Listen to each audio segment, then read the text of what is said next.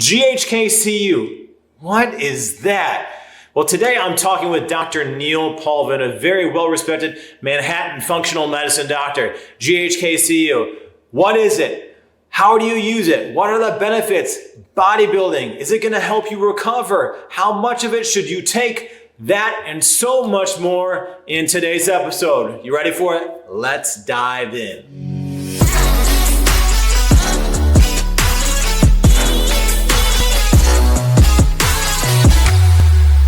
All right, Dr. Paulvin, another one of these peptides with some strange names and initials, GHKCU. It's being used for a lot of different things and even in bodybuilding now. But what is this? Yeah, I mean, GHK copper is a natural, C is the element abbreviation for it, is a natural occurring peptide that we have in our body in the skin, hair, muscle, tissue, ligament. And what people are trying to do now, pretty much to heal a lot of different things, like you said, is they're using it in, I think, every form known to mankind, from cream to pill to injection, to try to help, again, for healing purposes, where it helps to again adds more of those proteins to the system to help regenerate cartilage and tendon. It's really good in boosting collagen. It's in the skin to begin with. That's why a lot of these skin creams are now putting it in there. It's actually good for hair growth potentially, so people are using it as a foam or an injection. So it's used being that healing capability, as well as that collagen boosting capability, has a lot of great uses throughout the body, which is why a lot of people are taking collagen now in general. But that's kind of what down the pathway that it's going. Yeah, and people taking collagen wanted to actually take it right before your workout, so it's actually in your bloodstream, which helps. There's a little side note. I had to put that in there. So when people are taking this, injection or creams, one is the injection when they take it, is that going to help them aesthetically as well, or is that more like an internal or fixing tissue? Because to me, it might make sense that it's going to help your face and maybe wrinkles or anything, but obviously they're putting it into creams as well. There's creams and foam. So cream for the face. So if you're doing an injection, if you're doing what we call a subcutaneous injection in your belly as an injectable peptide, you're not going to see it. It's not very limited local reaction. You're not going to see low wrinkles, or I have patients ask me, are my sag lines or my fat rolls going to go away at that spot? No, it doesn't work that way. There's other stuff for that. But if you use it in a foam or a cream on the face, you will see that if you do that, especially if you augment it with things like red light or other creams that are out there, as now NAD cream that helps. Yes, you will see, as over a pretty short period of time, some collagen boosting in there. The hair is the same thing, but but otherwise, injection wise, you feel it. Like, again, you may feel less inflammation. Like I have patients who get it like in their shoulder as an injection, like you would do like an old school cortisone injection. The pain will go away, but it doesn't like, wow, my shoulder has more muscle or anything. Right. Okay. And so how is this helping with people that are using for bodybuilding, just for tissue repair, or is there some sort of, there's no anabolic property? Very, very limited. There's so many other peptides out there now for muscle weightlifting and bodybuilding.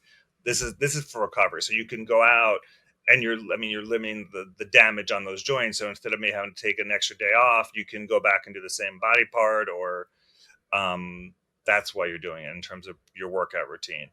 But in terms of actually being anabolic, it's not anabolic. Okay. What about the usage? I mean, is this a daily injectable? If you're using it as the traditional peptide, is it a daily? A couple of days a week? It should be done usually daily. Okay. Usually daily for a couple months. All right. Either by itself or cycle off of it too, because I know some peptides you cycle off and on. Is this one of those ones that you need to kind of do that too?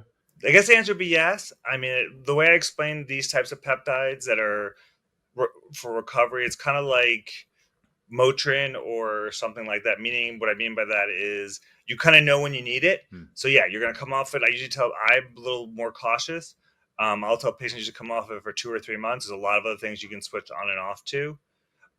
So I'll have them come off for 2 or 3 months. And if you say, I feel the same as I did on it, then you don't need it for a while. And then you may go to the gym and irritate your shoulder again, or it's just not, you're feeling a little bit more resistance when you do it. Yeah, okay, it's time for me to call Paulvin and start my GHK routine again. So a lot of my patients, at least, and it's you'll know when you need it. It's not something that you're just going to continuously do for body, I mean, there's people who do it more continuously for face or cosmetic reasons Okay. than for in the muscle building type scenario. Okay. Now, if somebody is, that's kind of an personal question too. So, if you're taking the peptide injectable form, could you take that and put it into like face moisturizing cream, or is it not enough dose? Um, People do it. It's not going to work as well because it's not absorbing. It's going to kind of leak. You're not going to get enough in there. Yeah. The foams and the creams are made so it absorbs, and it's actually in there, and it's going to absorb directly into your skin. It'd be like just taking the needle. It's kind of like, have you people ever had a vampire facelift? It's just kind of like taking the syringe and spraying it on your face. It's not going to help a little bit, but Okay. you're wasting money. That you're better off just getting the foam. Okay. And then, so as far as the foam, is that a prescription? Some people find that online. Well, this is my little pet peeve, but yeah, I mean, technically, with peptides in general now, there's really either you're going to get it from a compound pharmacy, Mm-hmm. which is regulated by the government, and we know it's in there most of the time, and then you can get the wild wild west, which every company is just saying it's not regulated. They've tested some of these things where either it's not in there or it's not not the dose they say is in there. It comes from overseas. It's just kind of buyer beware. Yeah. So there's two levels of it. It's probably maybe half the price or 2/3 of the price. So you got to weigh those options, understand you don't know what you're getting versus knowing what you're getting, and then paying the price one way or the other.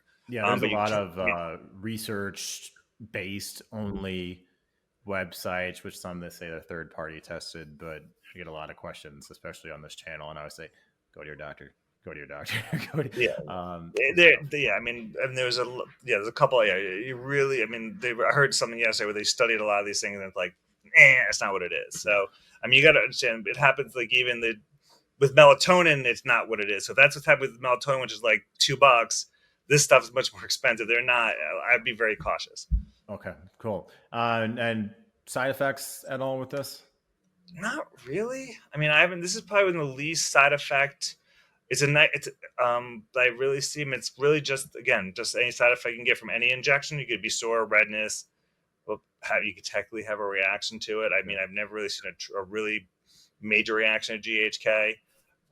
So not this one again is probably one of the more benign peptides out there All in right. terms of side effects.